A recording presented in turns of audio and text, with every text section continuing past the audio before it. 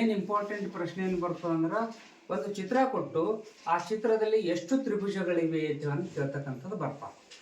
ಈ ಒಂದು ಚಿತ್ರ ಕೊಟ್ಟರೆ ಈ ಆಕೃತಿಯಲ್ಲಿ ಒಟ್ಟು ಎಷ್ಟು ತ್ರಿಭುಜಗಳಿವೆ ಅಂತ ಕೊಟ್ಟರೆ ಈಗ ಉತ್ತರ ಒಂದು 3 ಅದ 4 ಅದ 5 ಅದ 6 ಅದ ಹೆಂಗೆ ಕಂಡುಹಿಡಿಬೇಕು ಅಂತ ಬರ್ತಾ ಪ್ರಶ್ನೆ.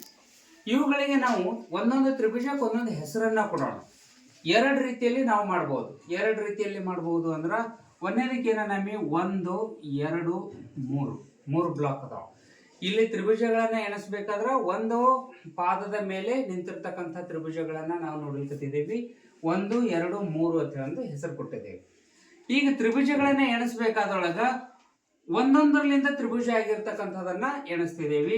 ತ್ರಿಭುಜಗಳ ಸಂಖ್ಯೆ 1ರಿಂದ ಆದಂತಹ ತ್ರಿಭುಜಗಳು ಒಂದು ಭಾಗದಿಂದ ಅಥವಾ ಒಂದು ಭಾಗದಿಂದ ಆದ ತ್ರಿಭುಜಗಳ ಸಂಖ್ಯೆ ಅಂತಿದೆ. ಸದಾವ ಇವು ಅಂದೊಳಗ ಎಣಿಸ್ತಿದೆ ಒಂದೇ ಭಾಗದಿಂದಾಗಿ ಅಂದ್ರೆ ಇದಿಷ್ಟೇ, ಇಷ್ಟು ಕೂಡಿದ್ರೆ ಒಂದಾಗ್ಯದ ಟೋಟಲ್.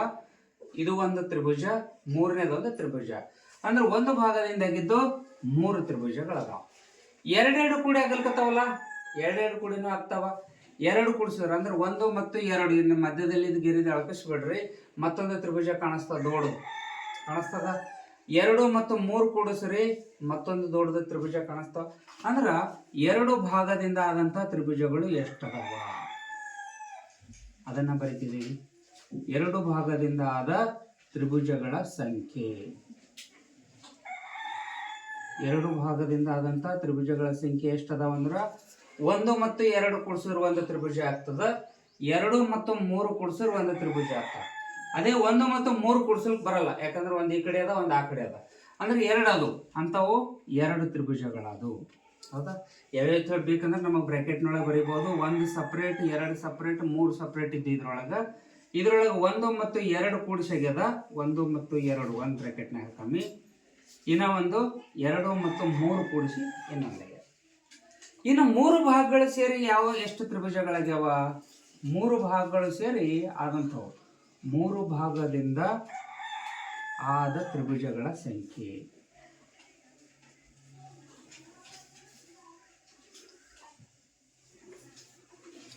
ಮೂರು ಭಾಗದಿಂದ ಅಂದ್ರೆ ಅಷ್ಟು ಕೂಡಿಸಿ 3 ಅದಾವ ಇಲ್ಲಿ ಇರೋಂಥ 3 ಕೂಡಿಸಿ ಒಂದು ದೊಡ್ಡದ ತ್ರಿಭುಜ ಕಾಣಿಸ್ತದೆ. ನಾವು ಬೇಕಂದ್ರೆ ಹೆಸರು ಕೊಟ್ಕೊಳ್ರೋದಕ್ಕೆ ABC DE ಅಂತ ಹೇಳೋದನ್ನ ತಿಳ್ಕೊಬೋದು, ನಮಗೆ ಗೊತ್ತಾಗೋ ಸಲುವಾಗಿ.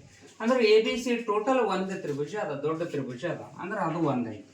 ಹಂಗಂದ್ರೆ ಇಷ್ಟು ಕೂಡಿಸಿದ್ರೆ ಎಷ್ಟಾದ ತ್ರಿಭುಜಗಳು? 3 2 1. ಒಟ್ಟು ತ್ರಿಭುಜಗಳು ಎಷ್ಟು? 6. ಅಂದ್ರೆ ಯಾವ ಉತ್ತರ ಆಗಿರ್ತದ? ಡಿ ಉತ್ತರ 6 ಅಂತ ಅಂತೇವೆ. ಇನ್ನೊಂದು ವಿಧಾನ ಅದ, ಇನ್ನೊಂದು ವಿಧಾನವನ್ನ ಮತ್ತೊಂದು ನೋಡೋಣ ಅಂತ.